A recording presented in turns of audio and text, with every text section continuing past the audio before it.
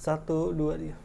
Halo, selamat datang di Serangga Satu yang luar biasa. Dan kali ini kita ada di movie review dan kita akan review film Sleep Call. Jangan direkam. Tambah senyum.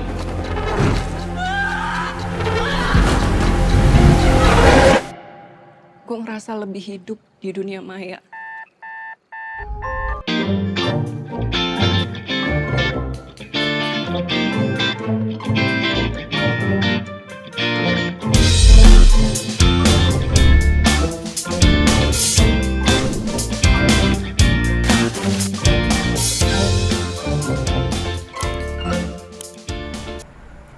Nah, buat kalian nih yang belum nonton Sleep Call, kalian tonton ke bioskop, tapi tentunya ini ratingnya 18 plus ya, harusnya dewasa. Jadi buat anak-anak film ini nggak cocok. Dan genre film ini ada thriller, lebih kepada psychological thriller harusnya ya. Dan banyak adegan sensualnya, jadi memang nggak cocok aja sih buat anak-anak, tentunya di bawah 17 tahun pun di bawah 18 tahun.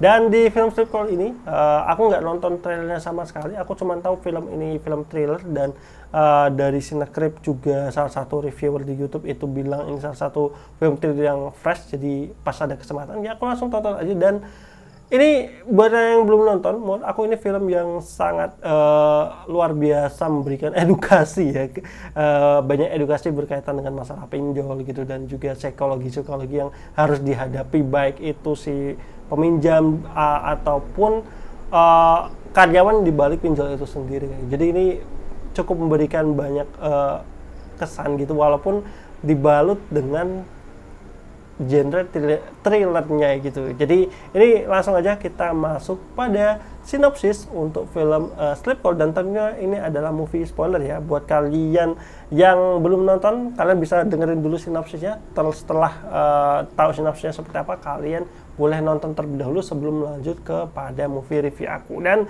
di sini karakternya ada Dina yang diperankan oleh Laura Basuki. Ini salah satu aktris yang aku suka banget setelah aku nonton Cek Toko Sebelah, karena cakep banget si Mbak Laura Basuki ini. Kemudian ada Rama yang mana ini adalah orang yang di sebutannya yang Dina ini sleep call dengan Rama. Rama ini salah satu karakter yang berada di dunia mayanya Dina. Kemudian di sana ada Bayu merupakan manajernya Dina, kemudian ada Pak Tommy sebagai atasan atau direkturnya dari kantornya Dina, kemudian ada Bella ya temannya Dina, dan juga ada rekan-rekan kerja kantor lainnya. Nah, ini tuh bercerita tentang Dina yang terjebak dalam hutang ya, istilahnya itu tuh karena ibunya kan masuk ke rumah sakit jiwa. Akhirnya Dina yang punya cita-cita sebagai pramugari itu harus pinjam duit dan akhirnya terlilit pinjol sama Pak Tony.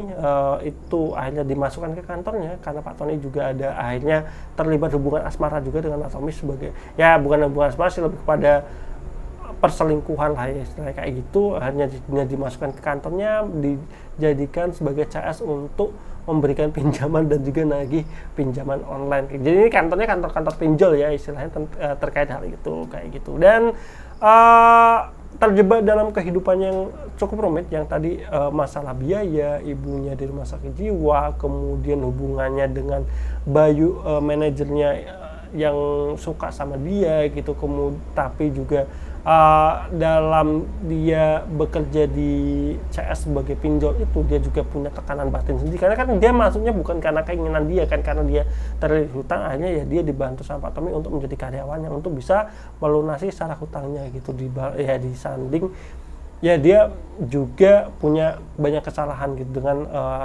kemesraan dia dan Pak Tommy. Akhirnya itu menjadi ancaman juga buat dia gitu. Jadi banyak sekali tekanan-tekanan yang akhirnya membuat Dina ini stres gitu, yang terjadi pembunuhan gitu yang dilakukan oleh pacar dunia mayanya kayak gitu. Nah, itu mungkin sinopsisnya aja ya, berkaitan dengan Sleep Call ini, karena di film Sleep Call ini juga dibuka dengan adegan pembunuhan yang terjadi dilakukan oleh Rama kepada Pak Tommy gitu. Nah, apa yang sebenarnya terjadi? Kalian tonton aja ke bioskop. Buat kalian yang udah nonton, kita masuk kepada movie review untuk film Sleep Call ini. Dan ini adalah review spoiler dari Serangkai Satu Channel untuk film Sleep Call.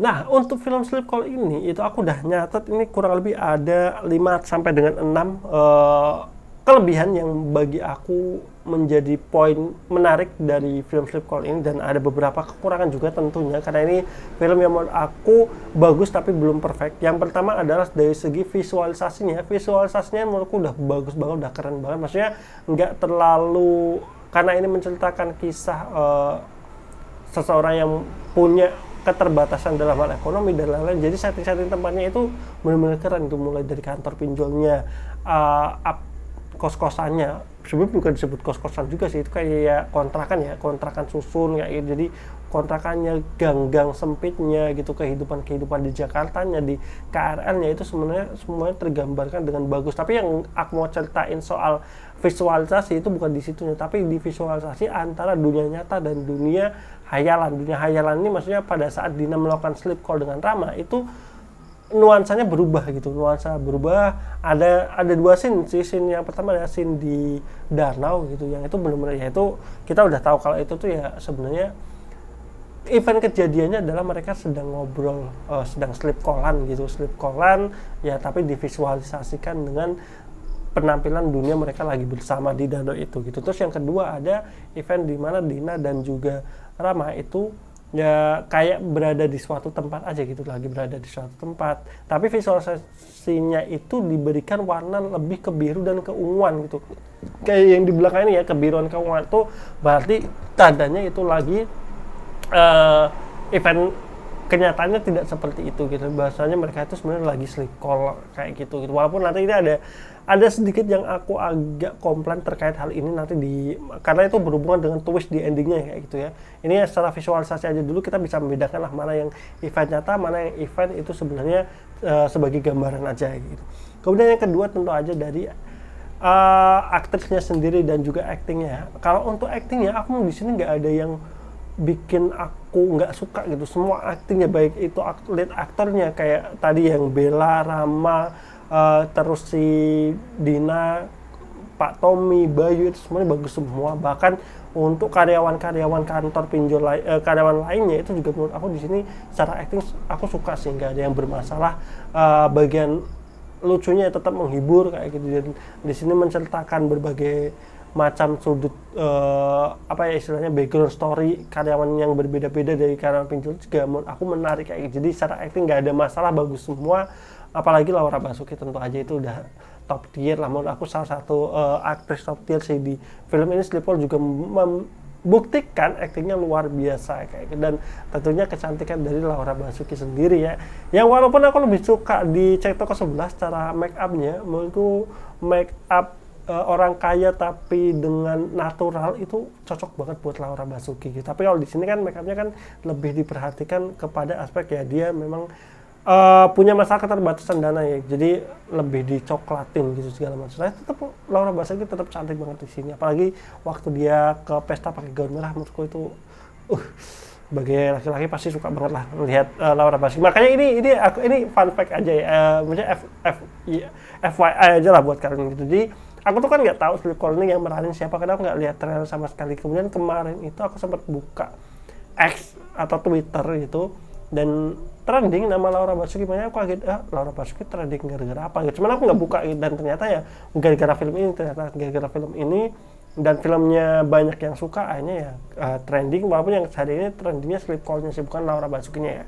Nah itu aja sih, itu sedikit FYI aja sih buat Laura Basuki yang aku suka banget gitu secara acting dan juga kecantikannya. Cindu-cindunya itu lebih kepada Jawa itu, Terus yang kedua secara story-nya sendiri, kejadiannya menurut aku ini bagus karena semuanya runtut gitu. Mulai dari level kehidupannya si Dina ini gitu diceritakan gitu, stresnya masih stres level keseharian gitu, mulai menumpuk dengan ketika dia harus menagih orang yang berhutang gitu, sampai akhirnya dia punya keberanian yang sebelumnya dia nggak berani nagih, dia selalu memberikan keringanan, sampai akhirnya tertekan dia akhirnya berani nagih. Kemudian yang dia tagih itu malah menghampiri dia, yang mengancam dia, itu kan benar-benar secara eskalasi stresnya itu benar-benar naik gitu, naik terus sampai dengan puncaknya kayak gitu. Bahkan sebenarnya sih harusnya puncaknya memang di bagian dia diancam gitu. Cuman setelah dia diancam pun ya eskalasinya masih naik gitu. Jadi aku suka aja sih eskalasi stresnya si Laura Basuki untuk sebuah psychological horror atau psychological thriller ini salah satu yang harus dicontoh gitu, eskalasi ini gitu, dengan kesan akhirnya yang bisa membuat ceritanya memuncak, penyebab pembunuhan terjadi itu ya itu dari eskalasinya itu aku suka gitu. Kemudian temponya itu memang agak pelan gitu, jadi buat kalian harus sabar menunggu, temponya pelan, jadi stresnya itu akhirnya nggak cuman secara filmnya, tapi yang nonton pun juga stres gitu, karena ya kita dibikin penasaran apa yang akan terjadi berikutnya gitu dengan kejadian-kejadian ini, karena Dina ini salah satu orang yang masih cukup sabar gitu dengan ada kejadian ini, dia masih bisa bertahan, sedangkan kita para penonton tuh kayak udah gregetan sendiri, aduh apa ini yang bakal terjadi gitu dengan stres seperti ini gitu, karena kita udah tahu genre thrillernya, jadi kayak kita menunggu wah event thrillernya akan seperti apa nih, eskalasi apa yang akan bikin kemudian terjadi konflik pembunuhannya itu gitu. Jadi itu gitu, temponya lumayan pelan, itu yang akhirnya bikin film ini jadi kesannya panjang banget buat aku secara personal. Nah itu juga nanti akan menjadi kekurangan dari film Sleep Call ini buat aku. Terus yang selanjutnya untuk twistnya sendiri, di ending itu ada beberapa twist yang muncul, maksudnya kalau kalian biasanya kan twist terkait siapa pembunuhnya, twist terkait si Dina itu sebenarnya dia punya gangguan jiwa, twist Dina itu yang ngebunuh bapaknya, kemudian ada twist Dina yang sering ngobrol sendiri, yang event tadi ya yang dia ngobrol sama Rama dengan nuansa biru keunguan itu ternyata itu ada dunia nyata yang dia ngobrol sendiri gitu, yang dia mengalami gangguan kejiwaannya kayak, jadi twistnya banyak gitu. Nah cuman yang aku suka itu ada yang pertama ada twist terkait Dina ngebunuh bapaknya dan juga kucingnya, entah bapaknya atau kucingnya, intinya ya twist terkait Dina, makanya di awal film itu dia diperlihatkan ngasih makan kucing tapi nggak pernah dilihat di shot kalau dia itu punya kucing. Itu salah satu yang bagus gitu, karena udah dimuncul di pertama dan itu sudah menjadi pertanyaanku dari awal, dan ternyata itu kejawab bahwasanya dia yang ngebunuh gitu kucingnya dan juga mungkin bapaknya juga ya. Twist yang ternyata Dina itu punya gangguan jiwa dari awal itu yang menurut aku dapat di film ini gitu, karena sejak awal kan kita di framing bahwasanya yang gila itu adalah ibunya gitu. Terus twist soal perawat yang menceritakan soal kisah Ramayana, Rama Sinta itu ternyata itu juga satu yang menarik, ternyata dia juga ada salah satu pasien bukan perawat yang ada di sana kayak gitu. Tuh twist yang menarik. Nah cuma nanti ada beberapa twist yang gak aku sebutin sekarang, itu sebenarnya twist yang udah ketebak kayak gitu. Itu mungkin catatan aja kekurangan di film ini. Terus yang paling penting di film ini tentu aja pesan moral ya. Pesan moral yang dimunculkan di film ini terkait pinjol itu benar-benar itu kayak jatuhnya kayak film layanan masyarakat akhirnya, karena benar-benar pesan moralnya benar-benar ngena banget terkait pinjaman online gitu, dan bisa sedikit memberikan gambaran kantor pinjol itu seperti apa, walaupun enggak sebenarnya kantor pinjol enggak yang seburuk ini kok, maksudnya bukan buruk dalam artian lingkungannya kantornya jelek ya, maksudnya aku pernah lihat kantor pinjol di sebuah apartemen mewah, bukan di apartemen ya, di ruko sebuah apartemen, dan itu menurutku mewah untuk sebuah kantor pinjaman online gitu. Jadi maksudku mereka sebenarnya juga profitnya gede, karena kan pinjaman online itu kan juga bunganya gede. Nah itu yang harus kalian pikir untuk di sini benar-benar bisa bikin pesan moral yang bagus terkait pinjaman online buat kalian akhirnya nggak melakukan pinjol terkait itu gitu. Semendesak apapun sebaiknya jangan melakukan pinjaman online kayak gitu, karena harus tahu cara pelunasannya, cara pembayaran dan lain-lain kayak gitu. Jadi secara pesan moral aku udah dapat banget kayak gitu. Nah kalau untuk catatan untuk film Sleep Call ini ada 1, 2, 3, ada 4 yang udah aku catat. Yang pertama ya tadi berkaitan dengan tempo, walaupun tadi temponya itu pelan, di sisi positif aku, cuman yang jadi masalah karena filmnya ini sebenarnya filmnya itu 100 menit, kalau di informasi di XS1-nya itu kan 100 menit. Menurut aku itu bukan film yang terlalu lama, tapi film ini entah kenapa kesannya kayak lama banget gitu, kayak baru aku kan kayak ini udah lama banget. Pas aku nonton, lah ternyata baru sejam gitu. Maksudnya bahkan 90 menit kan 1,5 jam ya, istilahnya baru sejam. Jadi kayak film ini kayak entah kenapa kesannya lama banget di awal sampai dengan ke konflik puncaknya itu terlalu lama. Sampai ya di konflik puncaknya itu ya malah kesannya cepat banget kayak. Nah itu yang agak kurang, dan menurut aku sebenarnya tadi bagus kan, eskalasinya itu bagus ya, bertahap segala. Tapi sepertinya itu bisa dipercepat aja gitu, dipercepat secara eskalasinya itu malah justru bisa bikin emosi ke karakternya dengan stresnya itu jadi kayak bertumpuk-tumpuk aja gitu. Jadi bisa lebih meledak lagi secara emosi ataupun stres dari si pemerannya. Cuman ya ini mungkin plus minus buat sebagian orang, cuman menurut aku ini kepanjangan aja sih, harusnya bisa lebih ditekan lagi secara cerita dan juga temponya gitu. Makanya ini kayak kesannya entah kenapa kayak panjang banget, kayak kelamaan aja sih menurut aku ya gitu. Terus ya selanjutnya ya twist terkait pembunuhnya siapa itu udah bisa ketebak dari pembunuhan pertama. Aku sendiri udah bisa nebak, orang yang nonton samping gue itu juga udah bisa nebak kalau yang ngebunuh itu ya sebenarnya Dinanya sendiri gitu, yang ngebunuh atasannya dan juga manajernya. Dina sendiri itu udah bisa nebak dari pembunuhan pertama, bukan yang di opening scene ya, tapi yang di si Bayu ya, si manajernya Bayu itu yang mati itu udah bisa ketebak. Jadi twistnya kurang dapat aja sih untuk twist siapa yang ngebunuhnya gitu. Cuman itu. Terus yang menjadi kekurangan lagi ini sebenarnya kekurangan atau kebingungan dari aku ya. Kenapa harus ada?